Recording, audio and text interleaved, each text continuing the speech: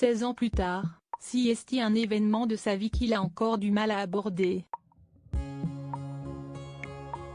Ce mardi 29 août, à l'occasion de la sortie du nouveau tome de ses mémoires, Le temps des combats aux éditions Fayard, l'ancien président de la République Nicolas Sarkozy a été l'invité de Pascal Praud sur les nouvelles ondes du journaliste à Europe 1.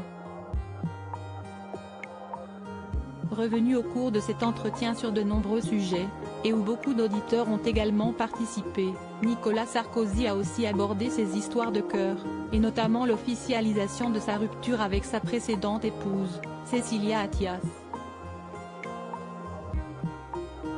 Alors qu'il s'exprimait sur son histoire d'amour avec son épouse Carla Bruni, Sarkozy, arrivé très vite, quelques semaines à peine, après la fin de sa relation avec Cécilia Attias, l'ancien chef d'État a ressenti le besoin d'exprimer à nouveau combien cette période qu'il a vécue a été difficile.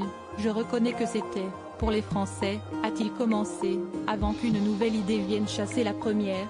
Vous vous rendez compte, l'année 2007, je suis élu président de la République en mai, je divorce en octobre. A-t-il poursuivi avant d'ajouter en parenthèse, si est pas à ma demande, je subis mon divorce, avant de revenir à son propos, je rencontre Carla en novembre et on se marie le 2 février 2008. Une réflexion qui montre que malgré les années, Nicolas Sarkozy semble encore amer de la façon dont se sont déroulés les événements lors de cette rupture.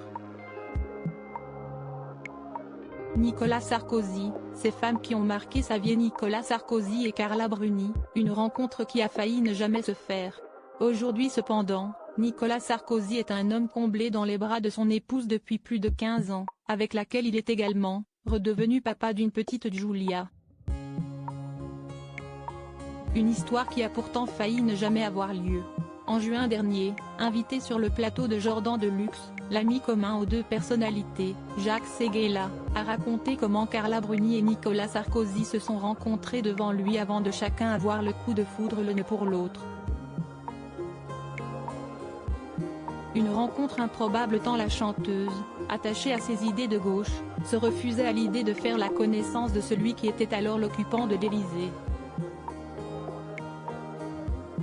La suite a pourtant donné bien tort à la chanteuse et heureusement pour elle. Crédit photo, capture écran Europe 1.